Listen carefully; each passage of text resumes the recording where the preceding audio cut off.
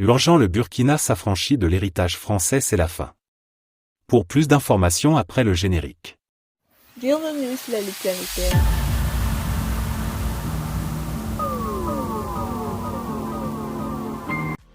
Mais tout d'abord, avant de commencer, n'oubliez pas de vous abonner et activer la cloche de notification, car cela vous permettra de ne plus manquer les prochaines vidéos.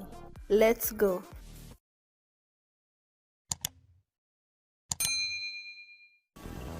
Notre première constitution, celle de 1959, le premier président est venu avec ça de Paris dans sa poche.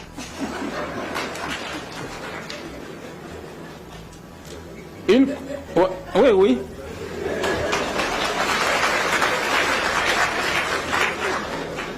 Une constitution rédigée par Michel Debré. La constitution qui prévalait sous Blaise Compaoré a été finalisée par Edmond Jouve, un professeur français. Et on nous amène ça comme notre constitution au Burkina Faso. Comment voulez-vous que ça marche?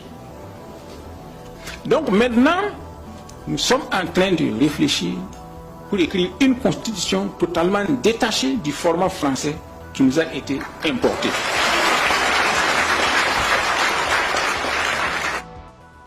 Le Burkina Faso se lance dans un projet audacieux, rédiger une nouvelle constitution sans s'inspirer des modèles occidentaux. Cette décision, annoncée par le Premier ministre burkinabé, marque un tournant significatif dans la démarche de souveraineté nationale du pays. Le Premier ministre burkinabé souligne l'importance de s'éloigner des schémas occidentaux pour refléter les réalités africaines. Il rappelle les origines des constitutions précédentes, marquées par une forte influence française. Ce constat met en lumière la nécessité d'une démarche indépendante pour que le cadre constitutionnel soit pleinement adapté aux spécificités et aux aspirations du Burkina Faso. La constitution de 1959, ramenée de Paris par le président de l'époque, et celle sous Blaise Compaoré, finalisée par le professeur français Edmond Jouve, sont des exemples éloquents de l'influence occidentale sur les textes fondamentaux burkinabés. Ces antécédents historiques mettent en perspective la dépendance constitutionnelle du Burkina Faso vis-à-vis de la France. Apollinaire J. Kielem de Tambela, en évoquant la réinterprétation occidentale de la démocratie née à Athènes, insiste sur le droit de l'Afrique à faire de même. Cette réflexion ouvre la voie à une réappropriation des principes démocratiques, adaptés aux réalités et aux besoins spécifiques du continent africain, et particulièrement du Burkina Faso. La démarche entreprise par le Burkina Faso est un pas vers l'affirmation de son identité et de sa souveraineté. En s'affranchissant des influences occidentales, le Burkina Faso aspire à créer une constitution qui soit le reflet fidèle de sa société, de sa culture et de ses valeurs. Pour réussir ce défi, il est essentiel que le processus d'élaboration de la nouvelle constitution soit inclusif, associant toutes les couches de la société burkinabé. Cette approche garantira que le texte constitutionnel soit le fruit d'un consensus national, répondant aux attentes de l'ensemble des Burkinabés.